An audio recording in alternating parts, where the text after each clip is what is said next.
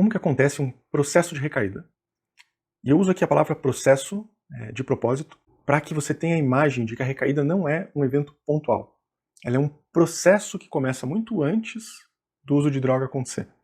Isso para você pai e mãe que está querendo dar suporte para o teu filho no processo de recuperação, é muito importante ter em mente para que você consiga, através da capacitação, conseguir identificar os elementos que compõem esse processo antes do uso de droga, para que possa fazer algo antes que chegue até o uso de droga.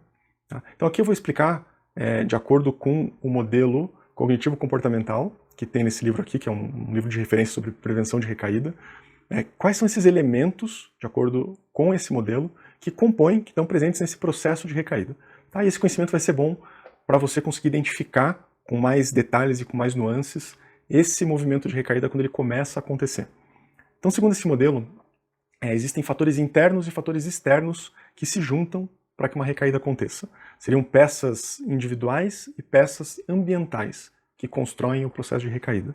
Em algum outro vídeo eu vou falar também sobre a recaída da perspectiva do modelo familiar, que vai explicar de uma forma bastante diferente e complementar a essa forma aqui. Então, de acordo com esse modelo, os fatores individuais do uso de droga são principalmente esses aqui. Primeiro, estados emocionais negativos. Esse é o principal fator, o mais associado e comprovadamente associado às recaídas. E também, numa escala menor, os estados emocionais positivos. Que seriam as sensações boas, quando fala assim, a pessoa usa porque está triste e usa para comemorar. Então esse usa porque está triste, para afogar as mágoas, para usar para lidar com uma emoção negativa, é muito mais comum do que o usar para comemorar, porque está muito eufórico ou muito feliz. Apesar dos dois existirem e também estarem relacionados a um processo de recaída. Nesse livro que eu falei para vocês agora, tem um estudo que eles citam, eu vou ler até aqui, sobre os estados emocionais, que diz assim: nesse estudo descobriram que os adictos de cocaína apresentaram solidão, então 62% dos adictos apresentaram solidão, 55% apresentaram depressão, 55% apresentaram tensão e 40% apresentaram raiva no dia de uma recaída. E uma percentagem menor da amostra apresentou extremo bem-estar, como eu comentei, 37%, e excitação, 33%. Então, esses estados emocionais são um dos principais fatores individuais presentes numa recaída. O segundo elemento individual é a falta de repertório de enfrentamento. Então, quando a pessoa em recuperação não tem as ferramentas necessárias para lidar tanto com esses estados emocionais quanto com as situações de alto risco que vão se apresentar e inevitavelmente vão se apresentar durante um processo de recuperação. Então a falta desse repertório também é um elemento individual que está associado à recaída. Não soube como lidar com uma situação e, como em algum outro vídeo que eu comentei sobre, o cérebro tem uma marca como se fosse um GPS, que está sempre direcionando para a droga. Então é muito esforço para manter as escolhas distantes da droga. Então é natural que uma das formas que o dependente químico aprende a regular suas próprias emoções ou lidar com estresse, com situações difíceis, é usando droga. Então, se ele não consegue, não tem um repertório para lidar com essas situações diferentes do uso de droga, é uma questão de tempo para que aconteça a recaída. Então esse repertório é bastante importante como um fator individual. E um outro fator individual importante é a confiança na própria capacidade de manter a abstinência. Aqui no livro que eu estou dando de referência, ele fala, tem um termo técnico que é autoeficácia, quanto que eu confio na minha capacidade de conseguir me manter abstinente. Então isso também é um fator importante, que quanto menos ele confia nessa capacidade, mais próximo ele fica da recaída. Quanto mais ele acredita que ele dá conta de manter a abstinência, mais sucesso ele tende a ter no processo de recuperação.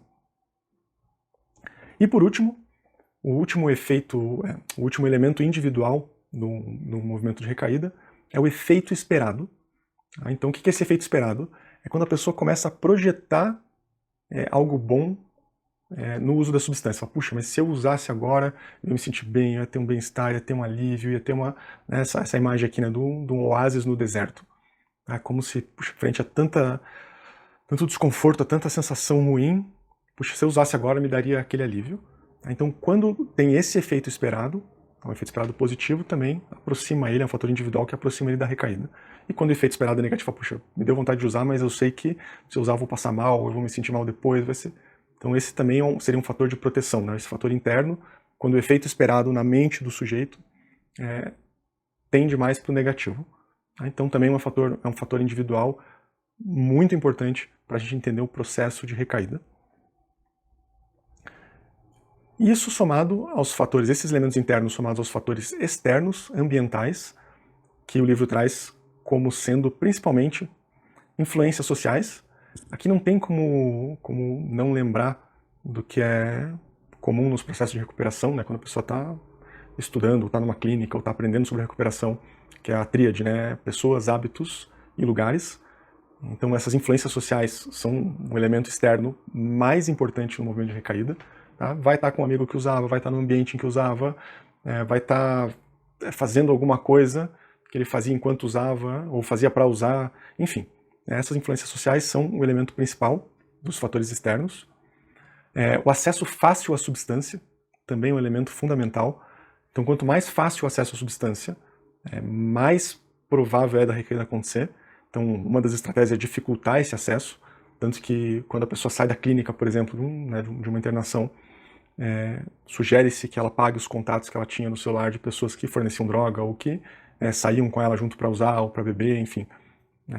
Corte esses contatos e vá criando obstáculos, tá, para que, caso ela tenha uma fissura, ela tenha o acesso à droga facilmente. Então, cria esses obstáculos, tá, é uma forma de contribuir para a prevenção de recaída.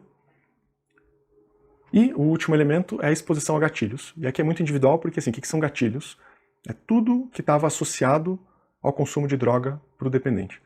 Tá? Então isso é um processo de aprendizado até ao longo da recuperação, que ele vai descobrindo e aprendendo o que funciona de gatilho e o que não. Puxa, às vezes ele está em tal lugar que não tinha diretamente a ver com o uso de droga, mas desperta nele aquela vontade de usar e fala, opa, isso aqui para mim é gatilho. Ele vê tal coisa, ou ele cheira tal coisa, ou, enfim, algum hábito que ele tenha que desperta a vontade. E vai aprendendo que tipo de gatilho, que tipo de elemento, de fator externo serve de gatilho para o uso de droga.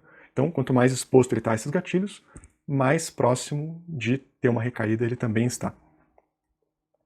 Então, resumindo o processo de recaída, vamos simplificar aqui, tá? Aqui eu trouxe bastante coisa aí rápido, porque é uma parte técnica para entender esses, falar, puxa, a recaída é muito mais complexa do que só o autocontrole, do quero usar, não quero usar, preciso me controlar ou não consigo me controlar, tá? Então tem vários elementos que estão envolvidos nisso, e que é um processo, tá? Não é um evento pontual.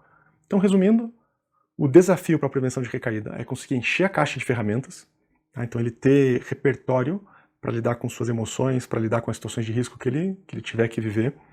Em outro vídeo eu vou falar sobre as etapas da prevenção de recaída, né, onde que a gente põe atenção para que a pessoa aprenda a evitar uma recaída. Então precisa encher essa caixa de ferramentas para saber lidar com as situações que vão se apresentar internas e externas. E o lema, que não tem como fugir dele, de pessoas, hábitos e lugares. Então evitar pessoas da ativa, evitar hábitos da ativa é a época do consumo, e evitar lugares da ativa. Também é uma regra para a gente prevenir essa exposição aos fatores externos que compõem a recaída.